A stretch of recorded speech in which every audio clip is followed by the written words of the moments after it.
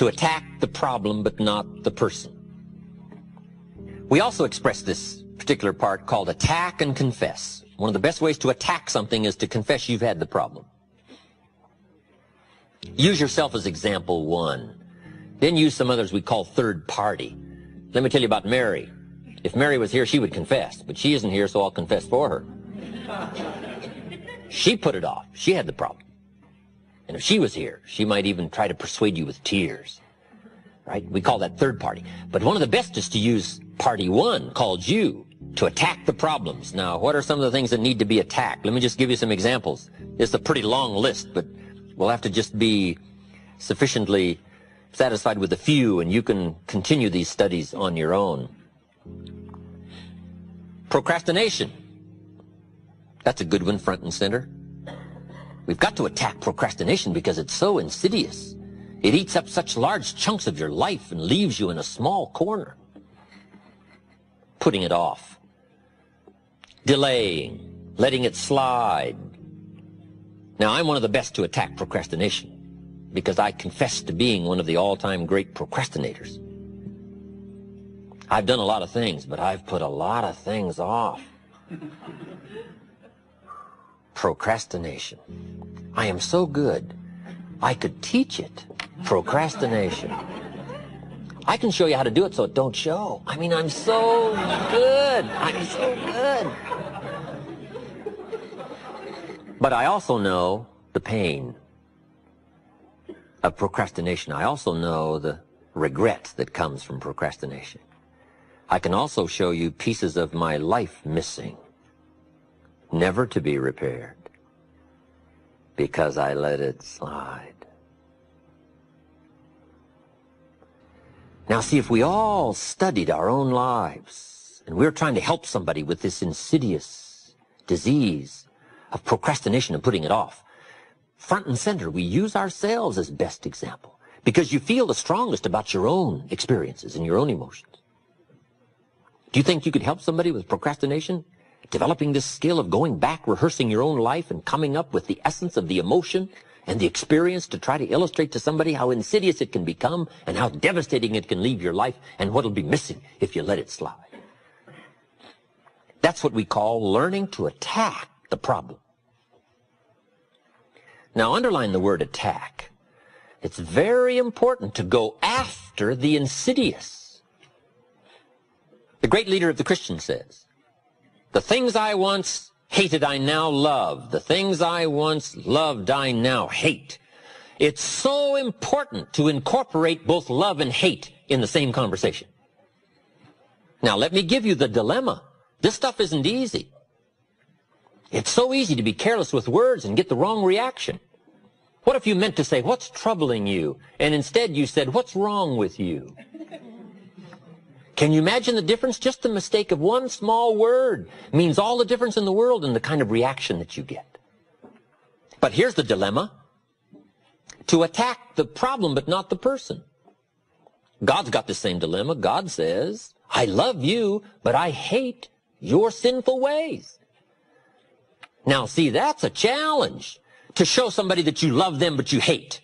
How do you put love and hate in the same sentence? I'm telling you, it is essential to show your contempt for the problem and your concern for the value. These are not easy skills. You don't walk these summits of intellectual thought and word choice and emotional content and precision. You don't learn these overnight. But your commitment to excellence in communications can make all the difference in the world in how your economic and social and personal world works out. And here's part of the challenge.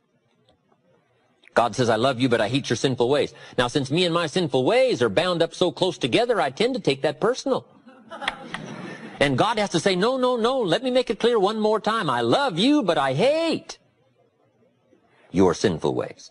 See, we've got to make that clear. You got to make it clear to your children. I love you, but I hate what you're doing and what it's doing to you.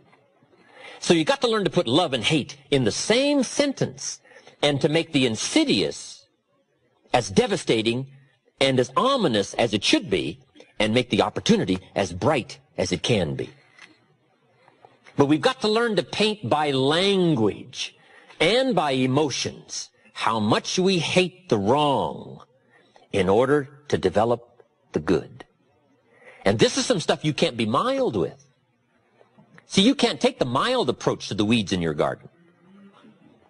You've got to hate weeds bad enough to go kill them. You say, well, I've learned to handle this stuff. This is not stuff you handle. This is stuff you devastate.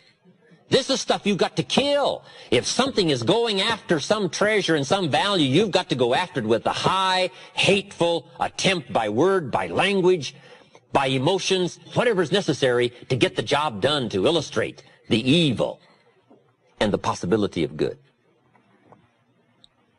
Now, these are not easy skills. But if you want to extend your reach, in my opinion, you just have to engage in the confrontation. It's where the values are. Let me give you a good philosophical phrase. All values must be won by contest. All values must be won by contest. And after they've been won, they must be defended. You say, wow, you've put a pretty heavy task on us. That's what life is all about, a pretty heavy challenge. We don't give large trophies for small effort.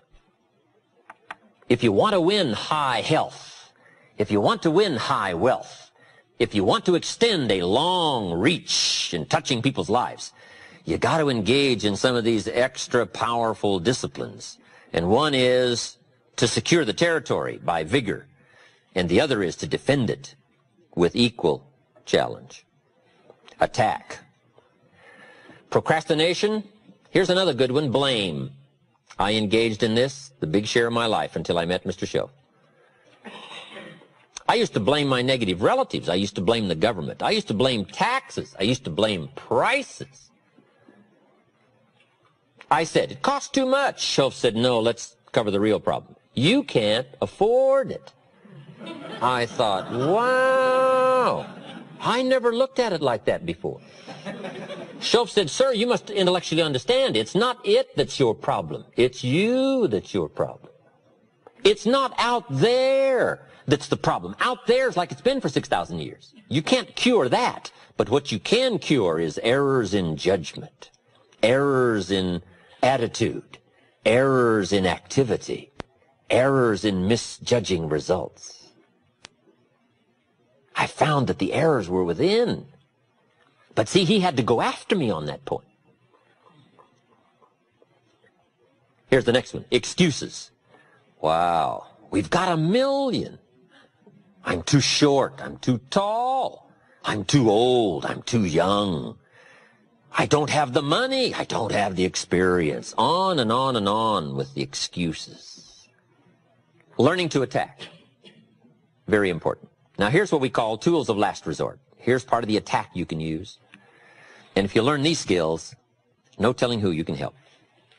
But you must save these for what we call tools of last, underline last resort. These are some things you don't use up front. Here's the first one, a direct attack. You've got to be very careful of a direct attack so that it not be misjudged in severity.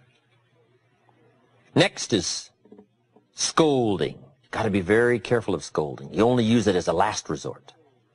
Somebody walks in late, you say, where have you been? See, that's loaded with insinuations. Loaded. You got to be very careful. Only use it as a last resort. If you have to resort to it, you have to, but don't use it up front. Okay, we call save these. Save these for when the occasion calls for such harsh language to go after something.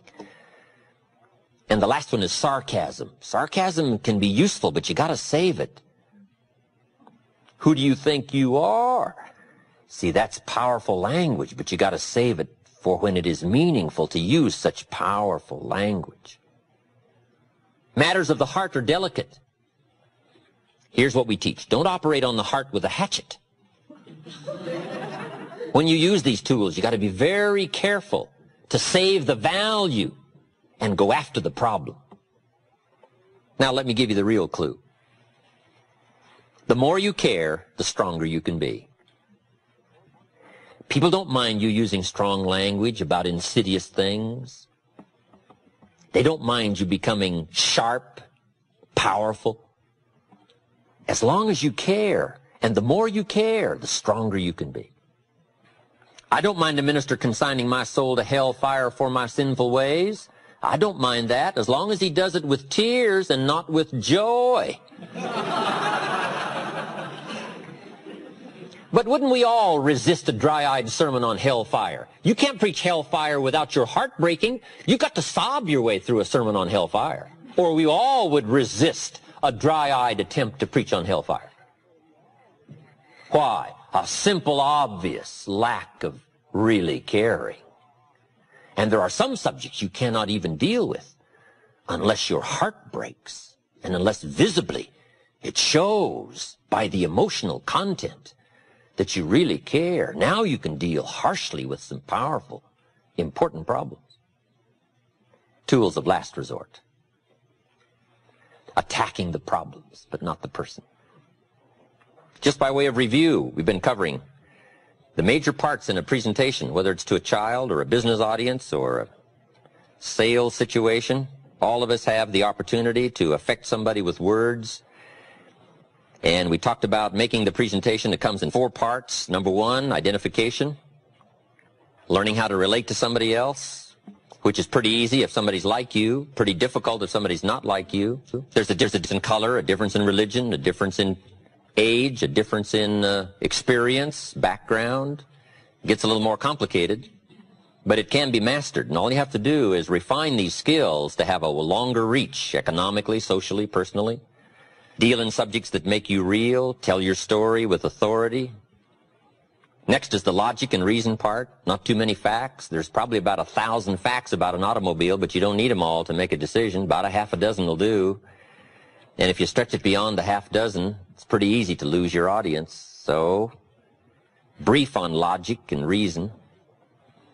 Number 3 was learning to attack the problems, but not the person. Number 4, in making the presentation, solution. So we've got identification, logic, attacking the problems, and offering solution. This is what we call solutions. Painting results in advance. This is an exciting part about the human experience, the ability to paint results in advance. We call it borrowing from the future. One of the reasons for living is to borrow from the future. If you can't see the future, it makes today pretty desperate. If you can't see the future, it makes your steps uncertain. Why bother to learn the skills and pay the price and go through all of the calisthenics and all of the trials of learning and growing and changing if you can't see the future? If there is no future, if there is no promise. So this is one of our great challenges, to do 2 things. 1, paint for ourselves the future, results in advance, borrowing from the future. But when you stop to think about it, that is a tremendous, unique experience. Being able to borrow from the future, bring it to the present, and use it as an incentive to go get the job done, to learn the skills and put those skills to work. So painting results in advance, whether it's money results, whether it's position results, possibilities, opportunities, putting the person you're talking to in the future position. I can see you now. Solutions. And it can be very powerful. Very powerful. What makes the farmer work all spring and toil all summer? His vision of the harvest. If he couldn't see the harvest, he wouldn't put the plow in the ground. If he couldn't visualize the opportunity, the chance to cash in and to turn wheat into money and money into lifestyle, if he couldn't see all of this, why would you put the plow to the soil? And the answer is, of course, why? If you can't see, why labor? And if the promise isn't clear, why put out the effort? So one of the ways to get people